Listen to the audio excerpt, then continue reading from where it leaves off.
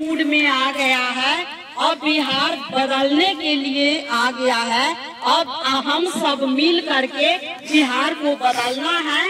ये संकल्प लेकर के मैं पूरे सीतामढ़ी में घूम रही हूँ। मेरी जैसे हजारों बहनें बिहार में घूम रही हैं कि हम सब मिल करके अपने बिहार को बदलें। तो आप ये बोलिए, क्या अकेले मैं बदल सकती हूँ? नहीं बदल सकती। सबसे पहला संकल्प बिहार के बेटा प्रशांत किशोर जी ने, जिनका वो तस्वीर है, उन्होंने बिहार के लिए संकल्प लेके कसम खा करके निकले हैं गांव गांव गली गली कि अब जब तक मेरा बिहार नहीं बदलेगा तब तक मैं चैन से सोऊंगा नहीं। और वो नहीं सो रहे हैं।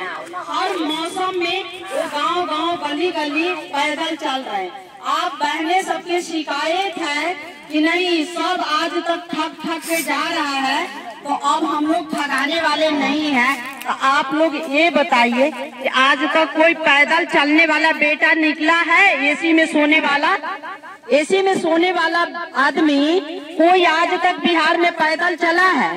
बताइए, नहीं चला है ना। तो फिर जब ये पैदल चल रहा है तो आपको ठगेगा कैसे? आपके लिए वो बिहार में उतरे हैं, हमारे लिए, हमारे बिहार के लिए, कि हमारे बिहार के कोई भी बेटा को कोई बिहारी कह के गाली ना दे, इसलिए उतरे हैं। वो जब बाहर में रहते थे उन्होंने अपनी कानों से सुनते थे कि बिहारियों को कितना अपमान करता है। उस बिहार को सम्मान देने के लिए उन्होंने नारा बनाया, जय बिहार, जय जय बिहार। इसलिए कि हमारा बिहार उस जय जय बिहार से गौरवान्वित हो, सम्मानित हो। तो इसलिए हम लोग जय बिहार, जय जय बिहार के नारा लगाते हैं। नहीं तो आज तक तो सबने बिहार से बिहारियों बना दिया था। और गली गली में, देश के कोने कोने में हमारे बिहारी को गाली के सिवाय सम्मान कहीं नहीं मिलता था। उसी सम्मान को वापस करने के लिए प्रशांत जी आए हैं। हम लोग उनका साथ दे रहे हैं। आप बहने से मैं विनती करती हूँ कि आप बहने, आप लोग भी साथ दीजिए और अपना बिहार के भविष्य, अपना बिहार को बदलिए और अपने बच्चे के भविष्य बदलिए। तो मेरी बहने वादा कीजिए कि आप लोग भी बिहार के बदलाव चाहते हैं कि नहीं चाहते हैं? सभी जोर से बोलिए कि आप लोग भी बिहार के बदलाव चाहते हैं कि नहीं चाहते? अगर चाहते हैं तो क्या अपने भाई के साथ खड़े रहिएगा ना? जब अपने भाई के साथ खड़े उतरिएगा आप लोग, तो ये भाई आप लोगों को, हम लोगों को सबसे पहले ये 5 काम करके देंगे, जिससे मेरा बिहार के भविष्य बदलेगा, मेरा बेटा के भविष्य बदलेगा और हम सबका भविष्य बदलेगा।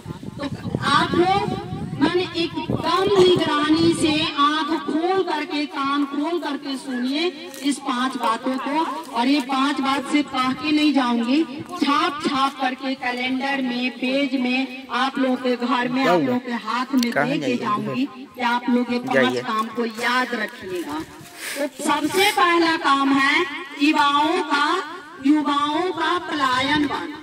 जो आज मेरे युवा भाई, हमारे बच्चे पति जो 10-15 हजार के महीना कमाने के लिए देश के कोने कोने में ठोकर खा खा करके कमा करके लाता है, वो काम अपने बिहार में शुरू किया जाएगा और उनको वो काम अपने बिहार में दिया जाएगा।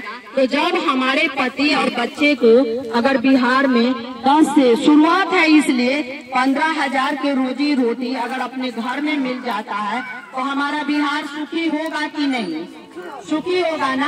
और हम सबको भी अच्छा लगेगा कि मेरा पति, मेरा बच्चा बाहर न जा करके अपने घर में काम मिल रहा है। तो जब ये काम घर में मिलेगा तो मेरा बिहार, मेरा परिवार बदलेगा कि नहीं? बदलेगा ना। तो बस यही सोच लीजिए कि ये काम बता के नहीं जा रही हूँ, आप लोग इनको लाइएगा और ये हम लोगों को ये काम करके देंगे। दूसरा काम है बुजुर्गों को 2000 पेंशन। आज तक हमारी जितनी भी माताएं बहनें हैं उनको 460 साल के बाद वृद्धा पेंशन या विधवा पेंशन 60 साल के बाद जो देता है, कितना देता है? 400। आप बोलिए इस महंगाई में 500 से आप लोग क्या कर लीजिएगा, नहीं होता है ना। तो वही सब सोच करके इन्होंने 2000 के महीना, अगर पति पत्नी है 60 साल के बाद तो उनको 4000 मिलेगा, अगर एक बुजुर्ग है तो 2000 के महीना मिलेगा। तो जब घर में जो बुजुर्ग है उनको 2000 के महीना मिलेगा, तो क्या बेटा पुतों को भी, आप खुद बोलिए, बेटा पुतों को सपोर्ट मिलेगा कि नहीं?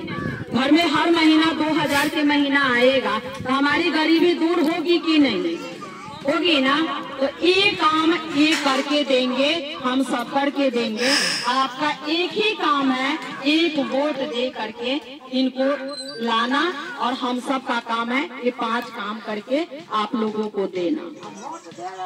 तीसरा सुनिए ना बहने, पहले सब बात सुन लीजिए। तीसरा, महिलाओं को सस्ता ऋण। आप लोगों को गुजरात की सरकार ने महिलाओं को अपनी तरफ से रुपया दे करके सरकारी ब्याज पर उनको इतनी मजबूती महिलाओं में लाया कि आज गुजरात की महिलाएं अपने पैरों पर खुद खड़ी हैं। उसी चीज को बिहार में प्रशांत जी ने महिलाओं को 1 लाख से 10 लाख के ऋण दे करके और उससे रोजगार करवा करके, और रोजगार आप लोग को समझ में नहीं आएगा तो हम लोग आपको ट्रेनिंग देंगे कि बहनों ये रोजगार करो और इससे आपकी बेरोजगारी दूर होगी और आप उससे पैसे कमा करके सरकार को सधाइए और फिर दोबारा आप लीजिए। तो कहिए, आप महीने को 1 लाख से 10 लाख तक के रुपया मात्र कितने 4%, मात्र 4% पर आपको ऋण देना पड़ेगा साल में, महीने में नहीं, साल में।